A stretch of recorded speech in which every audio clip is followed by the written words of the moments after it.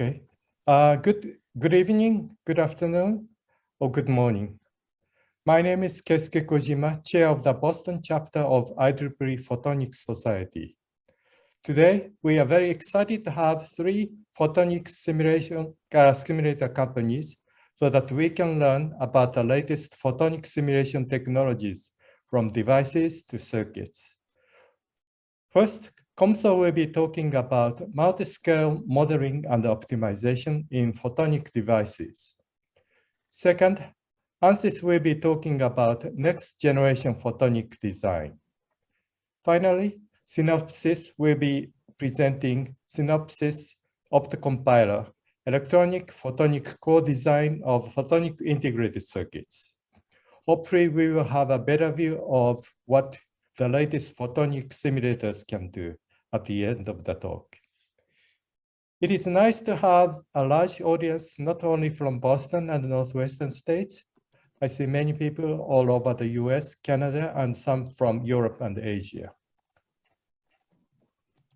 As for the housekeeping items, we'll be recording this session and posting it on our website in a couple of days if everything goes well.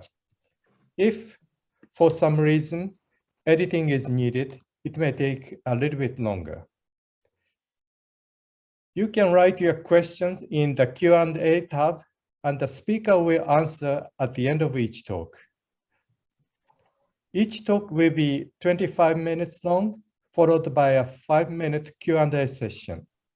Also, the 3 speakers will stay until the end of today's seminar, so you can go back to the previous speaker if you have more questions at the end of today's webinar. Okay, so the first talk will be given by Ristu Umut talk of COMSO on the title, Multiscale Modeling and Optimization in Photonic Devices. Ristu Umut talk joined COMSO in 2011 as a senior application engineer. His area of expertise is RF and wave optics. He has a Bachelor of Science degree in physics, Master of Science degree in biomedical engineering, and PhD degree in mechatronics and engineering. After his PhD, he joined UCLA Electrical Engineering Department as a postdoctoral researcher. During his career, he involved in several research projects which covers different aspects on electromagnetics and optics, such as broadband plasmonic antenna array surfaces, ULF mechanical antennas, ferrite materials and devices, light propagation in tissue. Okay, so Ristu, the floor is yours. Oh, thank you, Keisuke, for nice introduction. Let me share my screen.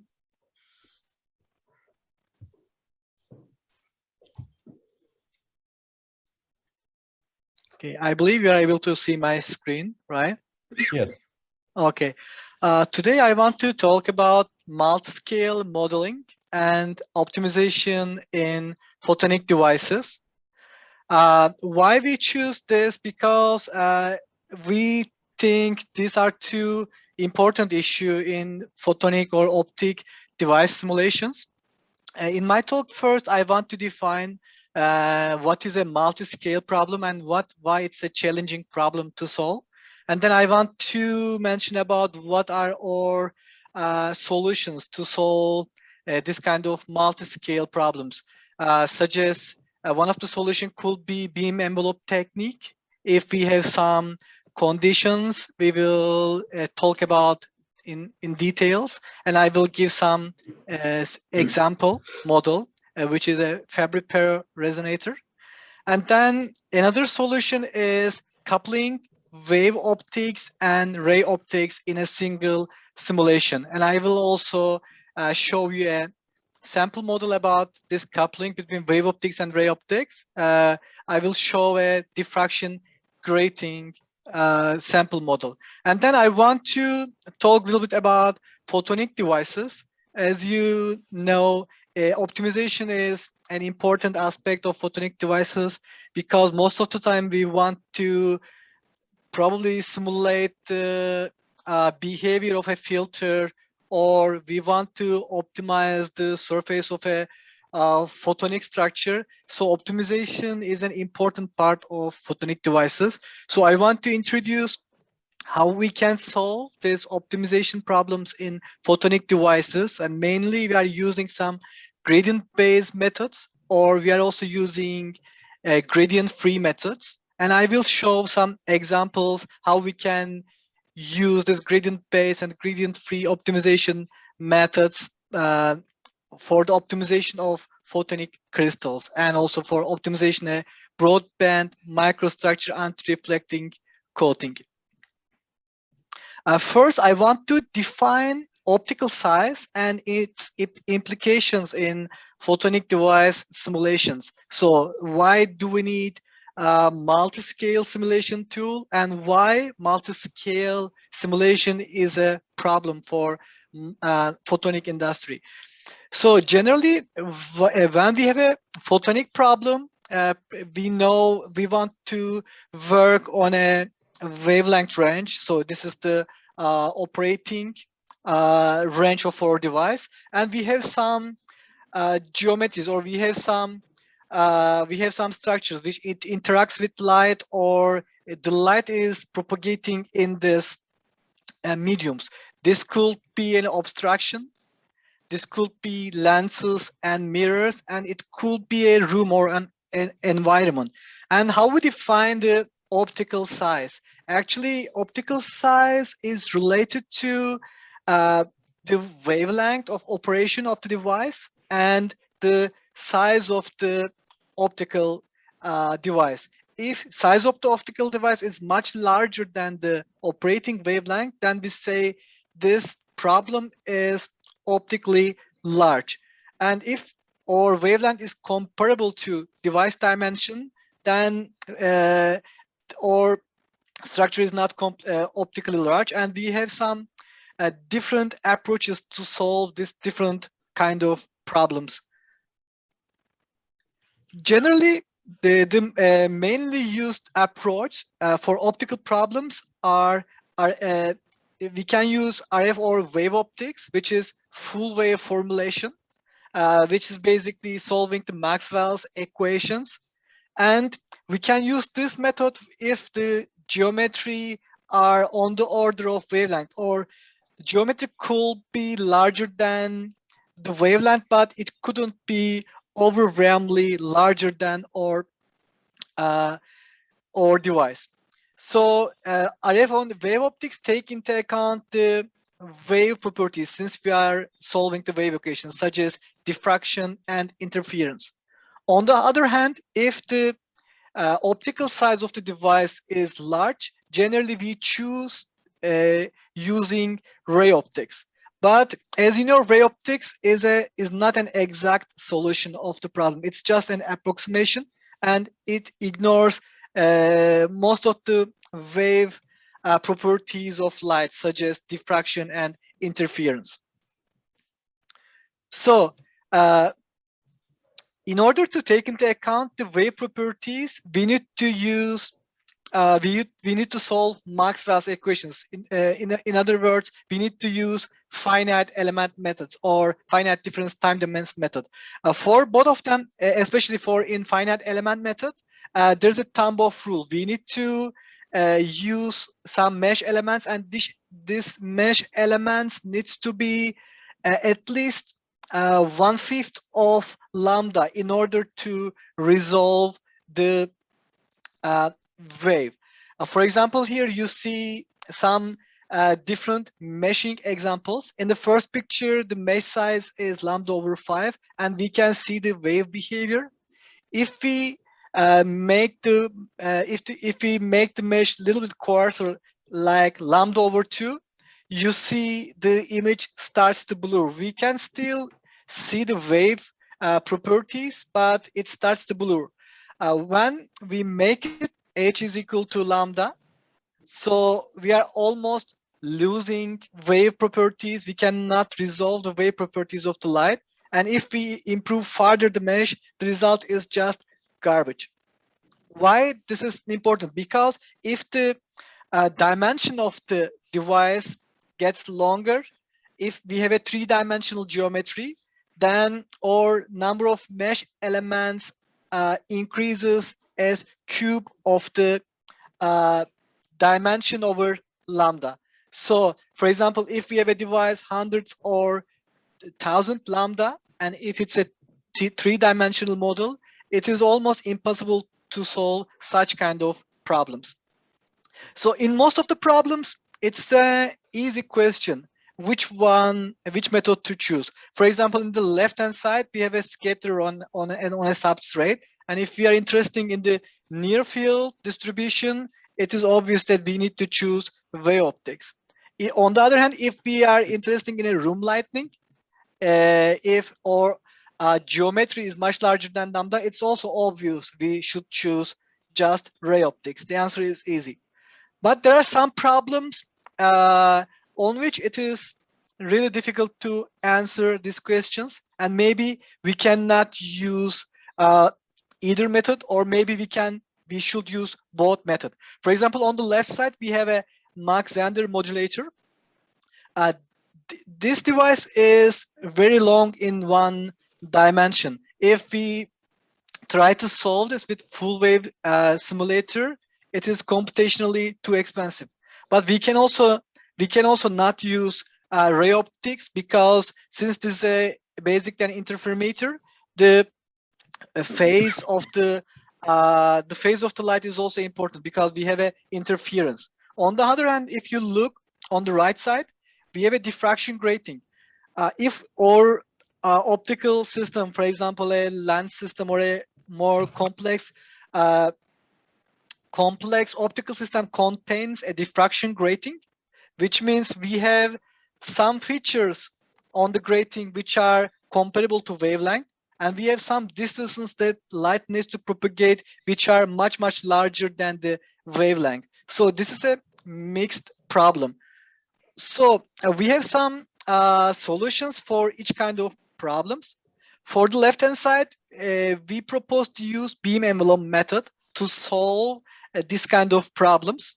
In beam envelope method, I will mention in details, we need to have some conditions in order to use beam envelope method. On the other hand, if we have different length scales in a simple problem, we can couple wave optics and ray optics. For example, we can solve the near field by using wave optics, and then we can use the solution of wave optics simulation as an input to the ray optic simulation. So we can couple these two different methods, and we can approach a multi-scale problem by coupling different methods. So let's talk about beam envelope method. What is a beam envelope method, and in which conditions can we use beam envelope method?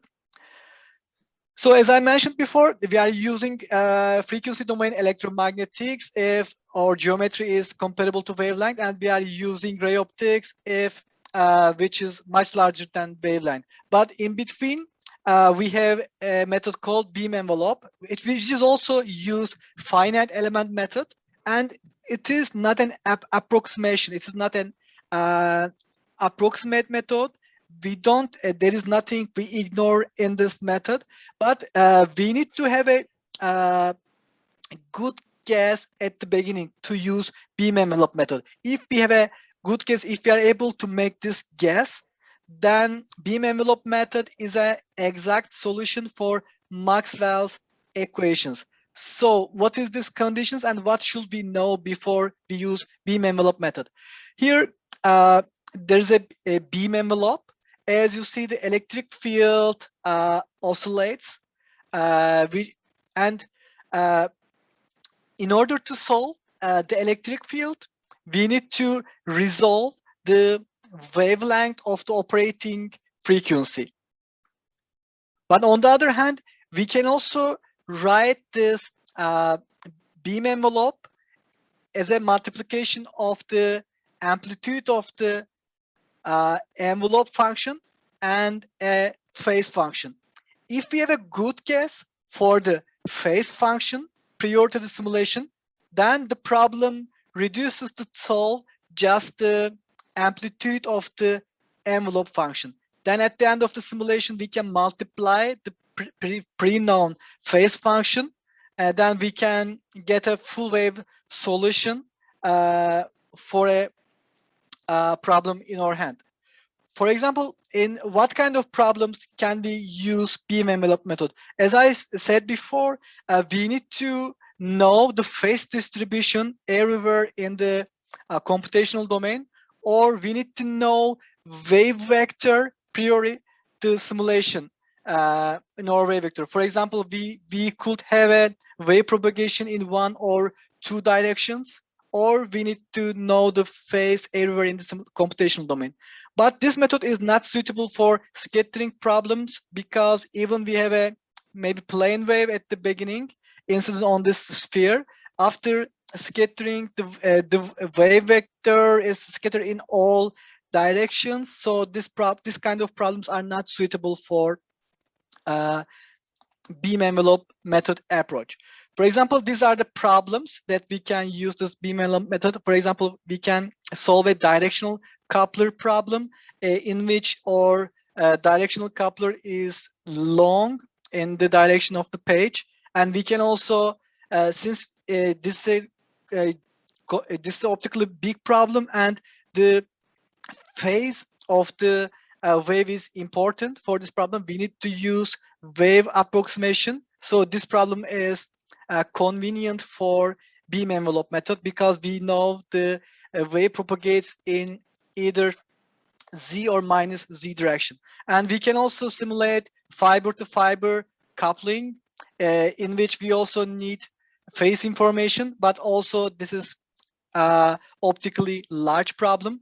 We can also solve the mode of a symmetric laser cavity. We can simulate a Mach-Zehnder modulator. We can solve an optical resonator notch filter. For example, as you see, this is not a linear geometry. We have a circular component, but still we are able to use beam envelope method. And we can also solve a Fabry-Perot resonator. And I want to show this example in more detail. I want to show the geometry in more details. Here is our Fabry-Perot resonator. Actually, this is just a scaled view. Actually, the problem is quite large in one dimension and is narrow in the other dimension. In order to show field distribution, we just rescale it. This is the basic geometry of the problem. So we have two spherical mirror, and we just create the geometry by intersecting. Actually, these surfaces are just spherical reflectors. So let's again rescale it. So this is our Fabry-Perot resonator, and these are the spherical reflectors. In order to mimic spherical reflectors, we use transition boundary conditions, and we are using beam envelope method in this simulation. Why we are using beam envelope? Because this is an interference effect. So we or wave property is important, but the optical size of the device is much larger than the wavelength, almost 1,000 times larger than the wavelength. So by using beam envelope method, we can easily see the wave confined in the cavity at the resonance frequency. If we go off resonance frequencies, you see the wave is not confined, but at the resonance frequency, the wave is confined in the cavity. So it's optically really large problem, but we can solve the wave characteristic of the wave by using beam envelope method. And this is the frequency response of the cavity. We can easily see the resonance behavior of the cavity. So on the other hand, we have some other methods to solve if we have a multi-scale problem. The solution is coupling wave optics and the ray optics. Here how it works. we can first solve a wave optic simulation. Then we can use the field distribution as an input for the ray optic simulation. By ray optic simulation, we can track the path, phase, polarization of the incident beam. For example, here in the picture, you see just a plane wave. In this domain, we are just solving the wave equation.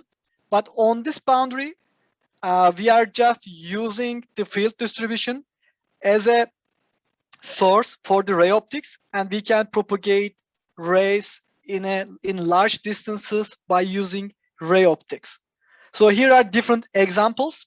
This is just a plane wave. Here you can see how the electric field distribution is continuous between wave and ray optics.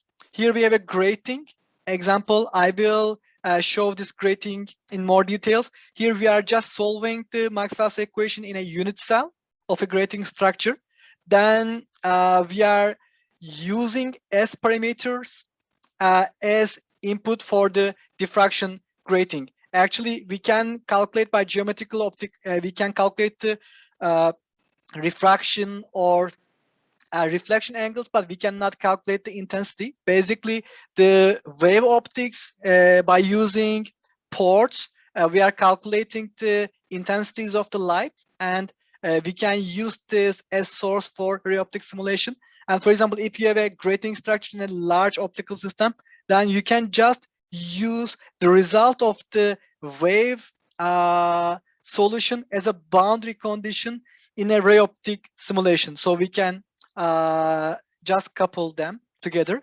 And we can also use this approach, for example, to estimate the far field of an antenna. This is just a verification case. For example, here we use wave optics and we use ray optics to calculate the electric field in the far field of an antenna at a point. So both approach converge as the points get farther away from the antenna source, but in the near field there are some discrepancies between the ray optics and wave optics. So let's go to this example and review it in detail. Here we have the optical system, and here we have a very thin layer diffraction grating. It is impossible to solve these details with ray optics. So what we are doing is we are using just the wave optics, and we have periodic boundary conditions, and we have ports, excitation port and a listener port, and then we can calculate S parameters first. Here's the S parameters that we get from wave optics. Then we can use this S parameters as an input for the ray optics. Actually, this S parameters contains the behavior of the grating structure, and then in the ray optics module, here we have in component 2, here we have ray optics. We have a diffraction grating on this boundary, and the behavior of this diffraction grating is coming from wave optic simulation. And here are the comparison. These dots are the reflectance and transmittance at different angle of incidences. These are some refraction and transmission orders, and they fit with S parameters. The ray optic solution and wave optic solutions matching well to each other. So let's go back to my simulation. On the remaining time, I want to talk a little bit on optimization of photonic devices. As you know, optimization is an important problem for photonic devices. We can propose two different approaches to optimize photonic devices. One of them is gradient-based optimization. So I will demonstrate an optimization of photonic crystal for the demultiplexing by using a gradient-based optimization approach. Here we have a photonic crystal. here we have an input port, and here we have two output port. What we want is we want to optimize the device such that in some frequency range, we need to direct all the light to port 1. And in some other frequency range, we want to direct the light to the other port, which behaves like a multiplexer. So this is the frequency response at port 1 and at 2 after the optimization process. And let me also go into details for this optimization process. This is the initial configuration of the photonic crystal, and here is the electric field distribution. Here, how the wave propagates if there is no optimization. You see in all of the wavelengths, light propagates, and it basically coupled to all output ports equally. But then we used a gradient-based optimization process. For simplicity, we keep the shape of this corrugations constant. We just move this circular corrugations, so in order to optimize or demultiplexing. So this is the result after the optimization process. For example, in one frequency band, we are efficiently couple light to port 1, and in the other frequency range, we can effectively couple the light to the other out port. And here is the optimization process.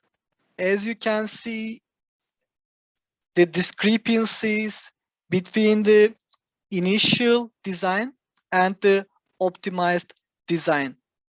So this is a gradient-based approach, and for this frequency range, we are able to couple light to port 2, and for this range of frequency, we are able to couple light to port 1.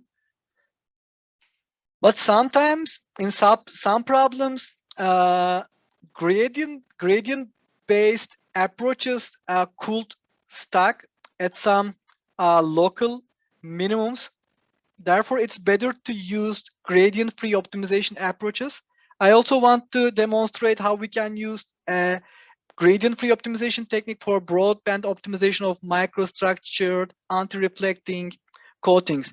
Here I have two examples. I will show one of them in details. Here we have a rectangular silicon microstructure, and we have a pyramidal microstructure. The aim is optimize the shape of these triangles and rectangles such that we want to maximize this objective function. For example, this is the target optimization, and this is the calculated estimation. We want to maximize this function by changing the geometrical parameters.